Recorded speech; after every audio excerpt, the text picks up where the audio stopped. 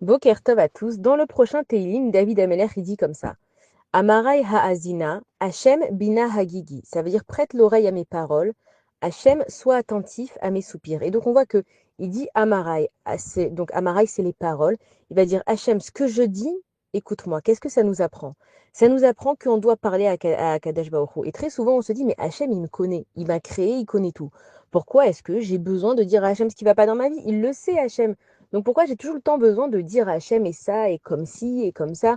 Et on me dit de créer une relation, un kécher avec Akadosh Baruch Hu, de rentrer dans les détails.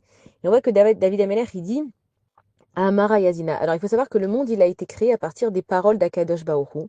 Et qu'on dit que le monde, il tient tant que la parole d'Akadosh Baruch Hu, il est en train de parler. C'est-à-dire que le temps, il vit au présent. C'est pas Hachem, il a dit des paroles, et depuis le monde, il reste comme il est. C'est que Hachem, il est constamment en train de parler pour que le monde entier y tienne. Et donc la parole, c'est ce qui crée les choses. Même tout ce qui nous entoure dans le monde, par exemple une pierre, en hébreu, ça se dit even. Ça veut dire que la pierre, c'est une pierre parce qu'elle est composée des lettres Aleph, Bet, Nun. Dans la composition même des éléments, il y a des lettres qui sont à la base de tout. Alors, dans la chimie, on appelle ça les neutrons, les protons. C'est un peu, ça rapproche un petit peu avec la physique quantique. La physique quantique, c'est tout ce qui est attrait. C'est que si je prends, par exemple, un dessin et je vais zoomer dessus, plus je vais zoomer, plus je vais voir que cette image, en fait, elle est formée de tout petits pixels. Donc, moi, quand je vois de loin, avec mon œil, je vais voir une image, mais si je zoome à l'intérieur, je vois plein de petites cases comme ça avec des couleurs différentes, ce qui crée une image. Donc en fait, l'image, elle est composée de plein de petites particules. Mais si on va plus profond encore, c'est que ces particules-là, elles existent parce qu'à l'intérieur, il y a des noms, des lettres, pardon, que Akadosh Baruch Hu, il a créé pour que les choses, elles tiennent. Donc quand on nous dit Amara et Azina, c'est que si je veux qu'une chose existe, je dois faire sortir des paroles de ma bouche, des paroles qui sont composées de lettres sur lesquelles les choses, elles tiennent. Donc si je veux créer une relation avec Akadosh Baruch Hu et que ça reste que dans ma pensée, j'ai pas créé de lien puisqu'il est resté dans ma tête. Et comme il est resté dans ma tête, je ne peux pas faire exister. Je vais venir et dire à Kadesh Baruch Hu, regarde Hachem, j'ai ce tel et tel problème. S'il te plaît, Hachem, est-ce que tu peux m'aider à régler ce problème? J'ai créé, donc j'exprime mon problème et je crée le fait que je demande à Hachem de me donner une solution. Donc ça peut exister.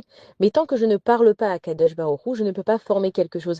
C'est comme un parent, par exemple. On va dire, allez, ma mère, elle m'a formé. Ah, j'étais à l'intérieur de son ventre, elle sait ce que je pense. Mais si je lui ai pas dit, même avec un ami, un mari, un conjoint, si je dis pas ce que je pense, on a toujours l'impression que les gens, c'est des devins.